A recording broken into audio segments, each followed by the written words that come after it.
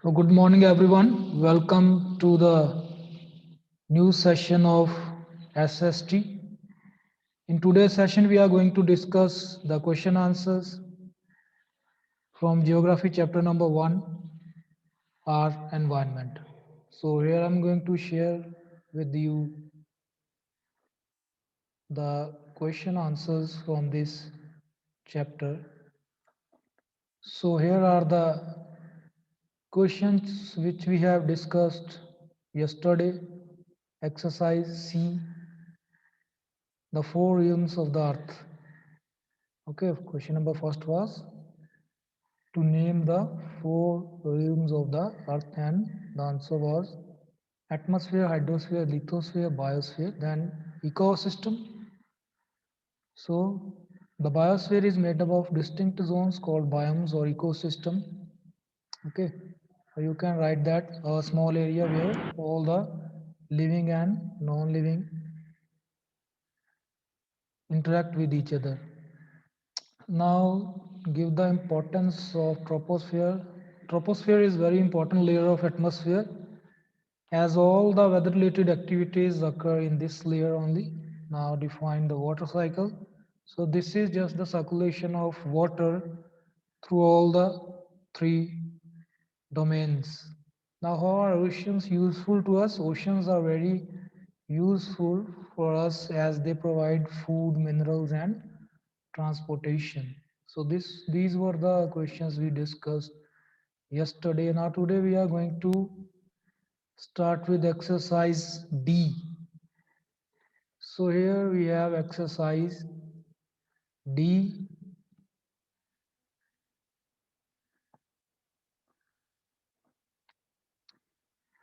So what is the difference between natural environment and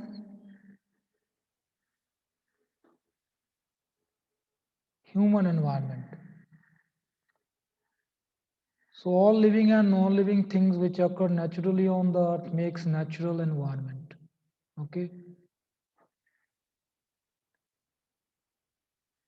Like for example air, water and land. Human made things makes the human environment like dam, farmland and buildings, etc. So this is the main difference, and you just have to write the simple points in this answer.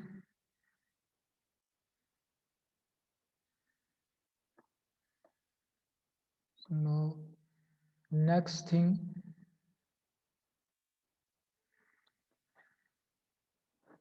what is atmosphere? So atmosphere is the layer of gases which surrounds the earth. It is kept in place by earth's gravitational pull. So this is straightforward answer, that atmosphere is the layer of gases which surrounds the earth. It is kept in place by earth's gravitational pull. Next question is that define the lithosphere. So as we have discussed a lot about lithosphere in this chapter, so you can write it in your own words. You can also use my word. For example, lithosphere is the solid crust of the earth which is made of rocks. So crust makes forms the continents and the ocean beds. It also forms the continents and the ocean beds.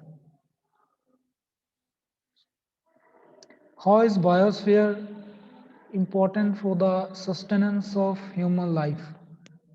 So biosphere is contact zone of air, water and land, which is important for the sustenance of life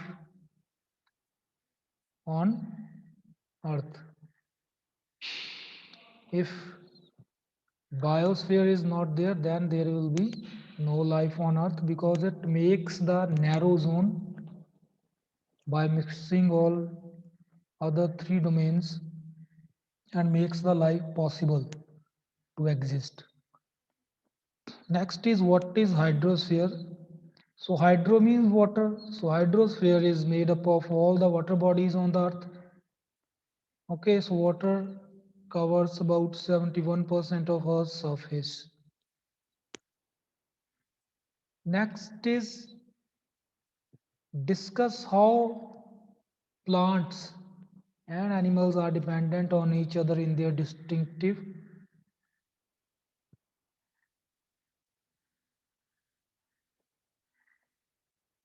So, plants and animals depend upon each other as mutual interdependence is must for their survival. Plants provide shelter to animals and they make oxygen for the animals to live. When animals die, they decompose and become natural fertilizer. Plants depend on animals for nutrients, pollination, and seed dispersal. Okay, so plants and animals are interdependent on each other in their distinctive ecosystems. Okay. Next is that how do human activities in the modern world cause ecological imbalances in the natural environment? So human activities in the modern world are causing ecological imbalances in the natural environment in the following ways. First, so there are several ways you can write by your own. So here I am going to discuss few of them. First is by polluting the air, water and soil. Second, by cutting down trees on large scale, which supports life on earth. Okay, trees are very important as they support life on earth, but the humans are cutting them at large scale. Third is that by producing greenhouse gases, which leads to global warming. So, in factories and several other are home appliances also, greenhouse gases are being emitted. So, these gases leads to global warming. That means overall average rise of the temperature of Earth. Fourth is by overusing the natural resources. Okay, we are overusing the natural resources. It also leads to ecological imbalance. Fifth is that by wasting the natural resources, so humans also waste the resources. So if we keep on using resources unwisely, there will be an ecological imbalance which will be harmful for the existence of life on this planet. Give a brief description of the natural environment. So all living and non-living things which naturally occur on the earth constitute natural environment. In the natural environment, the all living things are plants, animal and human included. And in the non-living things, component of physical features such as air, water and land are included. Okay. So living and non-living all together form the natural environment. Next is mention some policies for working towards sustainable development. Some policies for working towards the sustainable development are as following. The 1996 notification on environmental impact assessment has been designed to make development projects ecologically sensitive. The Coastal Regulation Zone notification of 1991 makes access to natural resources for commercial activities more difficult. Spread of organic farming to reduce the use of chemical fertilizers. Steps have been taken by the government to conserve forest and wildlife in different parts of the country. Rainwater harvesting practice has been encouraged in the area receiving less annual rainfall. So these all are the steps taken by the policy makers to towards sustainable development. What is sustainable development? Keeping the growth rate, development rate constant or increasing while keeping in view the environment protection issues. How has liberalization affected human environment?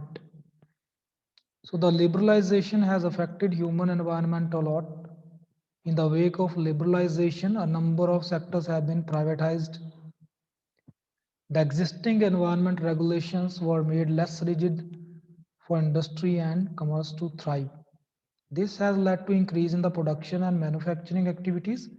It has resulted in the overexploitation of natural resources. It has also led to environmental pollution. So now I will take your doubts and now we will discuss in the group.